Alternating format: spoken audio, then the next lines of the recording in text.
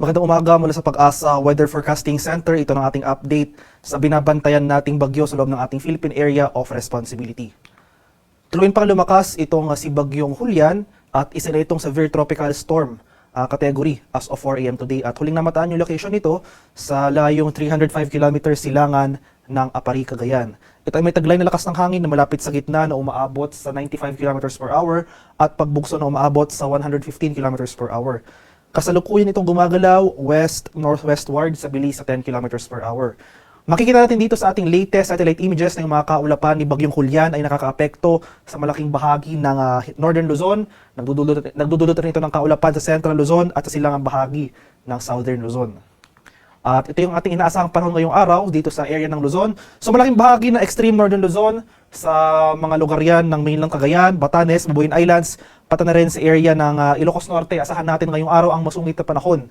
Ito yung mga malalakas sa pag-ulan at mga pabugso-bugsong hangin na dala ni Bagyong Julian. Samantala, maulap na kalangitan rin na sasamahan ng mga kalat-kalat na pag-ulan, pagkulog at pagkilat dito sa nalalabing bahagi ng Northern Luzon, most of Central Luzon, pati na rin dito sa lalawigan ng Quezon at Camarines provinces. Kaya sa mga lugar na ito, especially dito sa malaking bahagi ng Hilangang Luzon, maghanda tayo sa mga banta ng pagbaha at pagguho ng lupa. For Metro Manila and the rest of Luzon ay mas maaliwalas sa ating panahon, mostly cloudy, pero yung mga pag-ulan lamang ay isolated or localized na dulot ng thunderstorms. Cost yan nung trough extension ni Bagyong Julian. Maximum temperature forecast para sa lawag ngayong araw posibleng umabot ng 30 degrees Celsius. 28 degrees naman sa bahagi ng Tuguegarao at 23 degrees Celsius sa Baguio City. Maximum temperature forecast para sa Metro Manila ngayong araw posibleng umabot ng 33 degrees Celsius. 33 degrees naman sa bahagi ng Legazpi at 31 degrees Celsius sa Tagaytay. Papatuloy itong mainit at malinsang panahon dito sa areas ng Palawan, Visayas at Mindanao. Gayun pa man, maghanda pa rin tayo sa mga pag-ulan na dulot ng thunderstorms. So yung mga pag-ulan na ito, walang kinalaman kay Bagyong Julian at dulot lamang ng mga usual na late afternoon to evening thunderstorms. Maximum temperature forecast para sa Kalayaan Islands at Puerto Princesa ngayong araw posibleng umabot ng 32 degrees Celsius.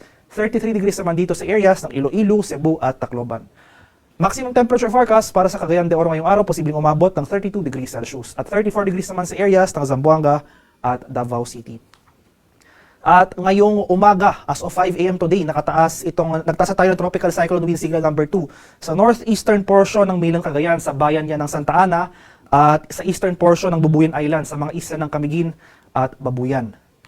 Samantala, signal number 1 ang nakataas sa area ng Batanes, sa nalalabing bahagi ng Cagayan, sa rest of Babuyan Islands, sa bahagi ng Isabela, sa area ng Apayao, dito sa Abra, Kalinga, sa eastern and central portions ng Mountain Province, ang mga bayan yan ng Natunin, Paracelis, Sadanga, Barlig at Bontoc. May signal number 1 na rin dito sa eastern portion ng Ifugao, sa mga bayan ng Aguinaldo, Alfonso Lista at Mayoyaw. Signal number 1 na rin nakataas sa area ng Ilocos Norte, sa northern portion ng Ilocos Sur, sa mga bayan ng Sinait, Cabugao, San Juan, Magsingal, Santo Domingo, Bantay, San Ildefonso at San Vicente. May signal number 1 na rin dito sa northern portion ng Aurora, sa mga bayan ng Dilasag at Kasiguran. Kaya sa mga areas na nabanggit, sa mga areas na may nakataas tayong warning signal or wind signal, especially areas under tropical cyclone wind signal number 2, ay maghanda na tayo ngayon pa lang sa mga banta ng malalakas na hangin na dala ng kapapalapit na Bagyong Julian. And yung pinakamataas na warning signal na posible nating issue para sa bagyong ito ay wind signal number 4. At sa mga lugar naman na walang nakataas na tropical cyclone wind signal, posible pa rin tayo makaranas ng mga pabugso-bugsong hangin. So ngayong araw, sa mga areas ng Aurora, Calabarzon, Romblon at Bicol Region, asahan natin yung mga pagbugso ng hangin. And tomorrow, bukas, makakaranas rin tayo ng mga malalakas na hangin o yung gusts of wind dito sa area ng Pangasinan, Zambales, Bataan, Aurora, Quezon Province, Romblon at Bicol Region. At sa mga pag-ulan naman o yung heavy rainfall na dala ng nasabing bagyo, ngayon pa lamang asahan natin na magpapatuloy yung mga pag-ulan sa most of Northern Luzon. So asahan natin itong heavy to intense rains sa areas ng Batanes at Babuyan Islands. Samantala, moderate to heavy rains ang ating inaasahan ngayong araw sa mainland Cagayan, Ilocos Norte, Ilocos Sur, Abra at Apayao. And starting tomorrow, makakaranas na tayo ng intense to torrential rains sa bahagi ng Batanes at Babuyan Islands. Mas malakas pa yung mga pag-ulan dito sa mainland Cagayan. Heavy to intense rains dyan, pati na rin dito sa area ng Ilocos Norte. And moderate to heavy rains sa mga lalawigan ng Apayao, Abra, Ilocos Sur, La Union at Benguet. Pagsapit naman ng Martes ay magpapatuloy itong intense to torrential rains. Ito yung napakalakas hanggang sa matitinding buhos ng ulan sa area ng Batanes at Babuyan Islands. Heavy to intense rains sa area ng Apayao, Abra at Ilocos Norte. At moderate to heavy rains pa rin natin inaasahan sa lalawigan ng Ilocos Sur at mainland Cagayan.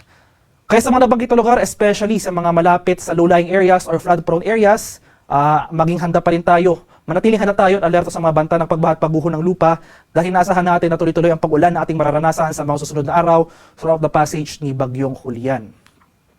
At sa kalagayan naman ng ating karagatan, as of 5 a.m. today, may nakataas tayong gale warning sa ilang seaboards ng Northern Luzon. So sa seaboards ng Batanes, Mabuyan Islands, dito sa northern coast ng Ilocos Norte, sa mga bayan niya ng Burgos, Bangi at Pagudpud, ilang seaboards rin ng Cagayan, sa mga bayan niya ng Abulug, Balesteros, Apari, Camalanyugan, Bugoy, Santa Teresita, Pamplona, Sanchez Mira, Claveria, Santa Praxede, Santa Ana, Gonzaga, Lalo at Gatarang. Kaya sa mga lugar na ito sa ating mga kababayang mangingisda at may mga maliliit na sasakyang pandagat sa mga areas na may nakataas na gale warning, kung maaari ay huwag po muna tayong pumalaot dahil inasahan nga natin itong maalon hanggang sa napakaalong karagatan na dala ng papalapit na Bagyong Julian. And for the seaboards dito sa rest of Northern Luzon, pati na rin dito sa area or sa seaboards ng Aurora, asahan naman natin itong moderate to rough sea conditions, katamtaman hanggang sa maalong karagatan, kaya mapanganib pa rin yung paglayag sa mga areas na ito. Kaya iba yung pag-ingat pa rin sa ating mga kababayan na maglalayag dito sa seaboards of Northern Luzon and dito sa seaboards ng Aurora area.